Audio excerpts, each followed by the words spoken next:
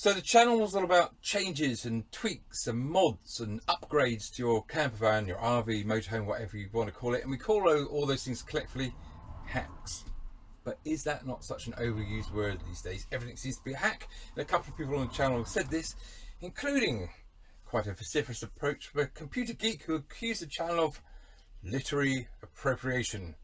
Because of course hacks all about code, breaking code, that sort of thing.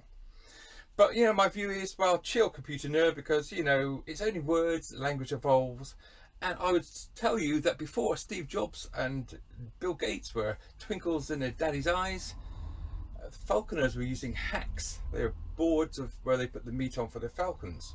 So language evolves, and sometimes for the better. If we look at the Urban Dictionary, I've got a quote here. Yes, the first verb definition is the hack you're talking about, but the first noun definition is a clever or elegant technical accomplishment. That's what we're doing, isn't it? But then it does go on to say, especially one with a playful or prankish bent, so we'll just forget about that part.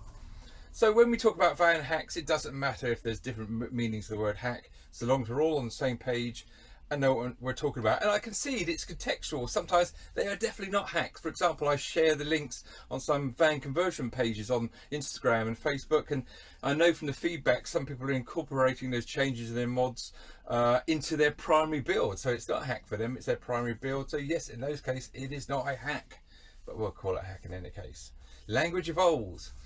We've got quite a few subscribers from the other side of the pond now, and you know, for the good old US, they took the Queen's English and they changed it and modded it and made it their own, and that some of that is now coming back to us. For example, very often I hear now router, when of course I know, because I'm talking to my internet provider, they're talking about a router, but we're on the same page because it's contextual. And I know they're not talking about a router as I know it, which is the tool in my workshop for profiling wood. Having said that, I did hear a BBC correspondent talk about leverage instead of leverage, and Her Majesty would be horrified. Throw him in the tower and chuck away the keys. Except for, of course, the Tower of London is now full of American tourists. But I would say to us arrogant, pompous Brits, we need to sometimes get our head out of our pompous backsides if we're going to try to drop the mic, which is another Americanism that's come over here, which I do not get, I must confess, because dropping the mic is all about making your point, getting the one-upmanship, proving you're right, being clever. Well, no, there's nothing clever about dropping the mic. It's clumsy. If you went to a Miley Cyrus concert and she was singing away and she dropped the mic, you wouldn't say, oh, that girl's got talent. You'd say, clumsy cow. Come on, Miley, I paid a lot of money for this ticket. Get your act together. I don't get dropping the mic, but it seems that even past presidents are doing it. But I digress, and I urge any arrogant Brit who's just tempted to ask our American friends, why do they say XYZ instead of XYZ? Well, do your history lesson. Look at the writings of Thomas Lyle, and you'll see in certain parts of the southwest of England in the 17th century, those people down there did in fact say Z, not Z. So it's regional, and of course, our friends who are born in the earshot of the bells of Bow Church, i.e. the Cockneys, they certainly have some regional language, don't they? Oh, the Uncle Jack's giving me jit today.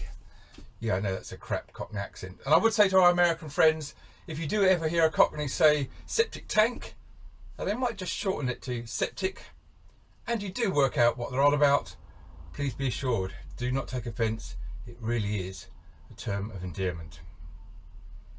But sometimes we do need to be cautious, because I do remember when I was in a park in Washington several years ago, some girls come rushing up to me. They were from Georgetown University, and they were on a charity scavenger hunt in which I had to go around the town and take photographs of certain things. And they needed a picture of a bum bag, and I was wearing a bum bag. And you American friends, you call that a fanny pack. A fanny pack, we call it a bum bag. Anyway, these girls come up and said, Sir, we need a picture of your fanny pack. Can we take a picture of your fanny pack for our scavenger hunt?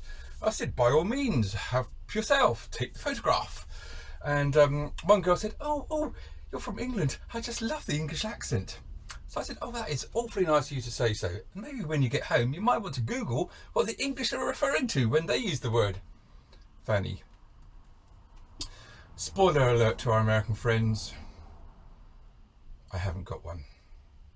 So you see, computer nerd, computer geek, doesn't matter that we're using your word hack, because with evolution of language like that, your concerns are small beer, I think. But what I would say is, if I do ever lose some weight and my trousers, or should I say pants, get a bit loose, I would definitely not be wearing suspenders. Well, maybe on a Friday night, but that's a very different story, and one maybe I shouldn't have said out loud. So getting back to van hacks, computer nerds, computer geeks, I do apologise that you are upset about this, but chill, it's only words. And actually, you know what? Maybe you are calling the kettle black, because I'm sure it's not the genius of Monty Python, but you guys that took the mainstay of the British school dinner when I was a lad and turned it into a word for unwanted email. Spam, spam, spam, spam. So, computer nerd, geek, code monkey, I do apologise if you get upset when the channel refers to van hacks. And whilst in my opinion your sub to the channel would be a VPN made in heaven, I do appreciate the computer will say no. So if you want some continuity in the English language that doesn't evolve, maybe stick to Shakespeare. But you know, the great Bard himself was a creative, so actually maybe he would be quite happy with a bit of literary appropriation. Catch you later. To hack or not to hack? That is the question.